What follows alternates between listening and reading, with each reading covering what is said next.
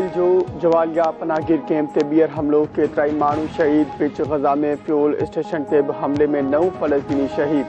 ख़ान यूनिस ऐं बमबारी जे नतीजे में ॿारनि सूदो 10 इंसानी हयातियूं ज़ाया। इसराइली हमलनि में शहीद थियल फ़लस्तीनियुनि जो अंगु 11,500 खां वधी वियो, 29,800 खां वधीक ज़ख़्मी।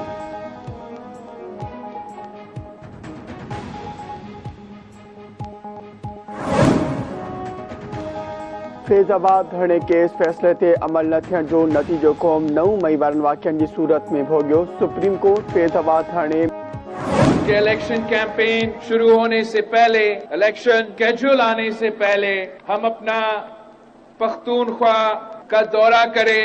पाकिस्तान पीपल्स पार्टी जो मजलूमों की जमात है, जो पसमानदा तबका की जमात है, जो गरीबों की जमात है, मुल्क सां जारी रांदि खे किथे न किथे त फुल स्टॉप लॻाइणो पवंदो। पीपल्स पार्टी जे चेयरमैन बिलावल भुट्टो ज़रदारी चयो आहे, बाक़ी सियासी जमायतूं पुराणी सियासत में रुधल आहिनि। मसइलनि मां निकिरणो आहे त नई सियासत ऐं नई क़यादत जी ज़रूरत आहे, अहिड़ी क़यादत जेका माज़ी में फाथल न हुजे। पाकिस्तान ऐं उन जी तरक़ी जी सभ खां वॾी दुश्मन उहा ई पार्टी। मुल्क सां जारी रांदि किथे न किथे त फुल स्टॉप लॻाइणो पवंदो। कंहिंखे ॿियो या चोथों भेरो वज़ीर आज़म बणाइण लाइ बहितर आहे त अवाम मूंखे मौक़ो ॾे। खेनि मायूस न कंदुसि, लाॾलो बणिजणो आहे त अवाम जो लाॾलो बणिजो। भारत असांजे जोड़ियल पॉलिसियुनि खे इख़्तियार करे माशी तरक़ी हासिल कई। लीगी कायद ऐं अॻूणे वज़ीर आज़म मियां नवाज़ शरीफ़ चयो आहे, 2013 खां 2017 दौरान पाकिस्तान दुनिया जी 24 मईशत बणिजी चुको हो।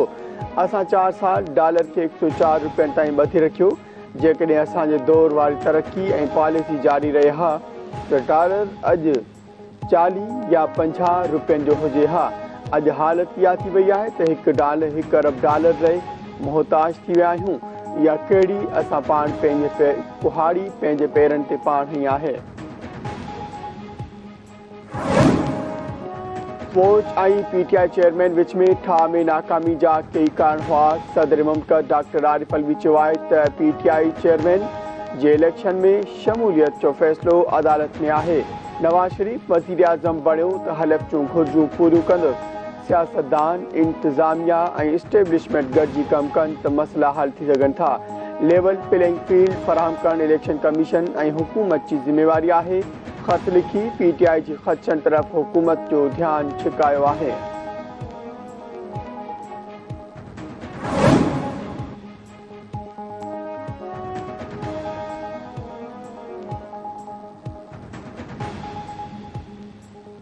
कंहिं बि प्रेस कॉन्फ्रेंस लाइ नाहे चयो, पीटीआई सां गॾु बीठो हूंदुसि। पीटीआई चेयरमैन मुंहिंजे भर वारे सेल में आहे।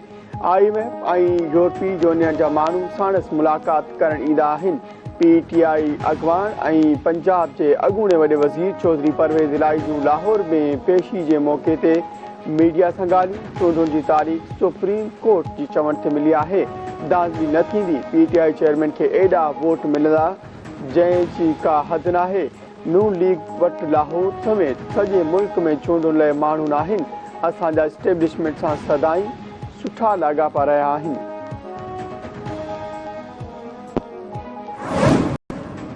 ख़ासि सीड़पकारी सहूलियत काउंसिल जो इजलास निजकारी अमल तेज़ करण जी हिदायत। इजलास में ख़ासि सीड़पकारी सहूलियत काउंसिल तहत मुल्क में सीड़पकारी खे हथी वठाइण लाइ खयल क़दमनि जो जाइज़ो वरितो वियो। वज़ीर आज़म अनवारुल हक काकड़ जी सदारत ते थियल इजलास में army chief general Syed Asim Munir, वॾनि वज़ीरनि, निगरान काबीना जे मेंबरनि, सूबाई वज़ीरनि ऐं ॿियनि अहम शख़्सियतुनि शिरकत कई। इजलास के मुख़्तलिफ़ वज़ारतुनि मुल्क में सीड़पकारी खे हथी वठाइण ऐं तय थियल हदफ़नि जे बरवक़्त हासिलात में सहूलियत लाइ खयल क़दमनि ते ब्रीफिंग। कमेटी सीड़पकारी खे हथी वठाइण लाइ काउंसिल तहत खयल मुख़्तलिफ़ क़दमनि ते अॻभराई खे इंतिहाई इत्मीनान जोॻो क़रार ॾिनो।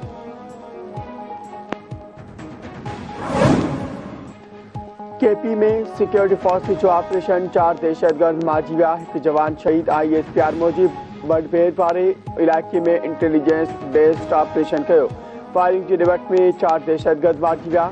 मारिजी वियल दहशतगर्दनि जे कब्ज़े मां गोला बारूद ऐं हथियार डेरा इस्माइल खान जे इलाइक़े कोलाची में ऑपरेशन दौरान दहशतगर्दनि जी फायरिंग में लहास नाइक मोहम्मद एजाज शहादत माणी।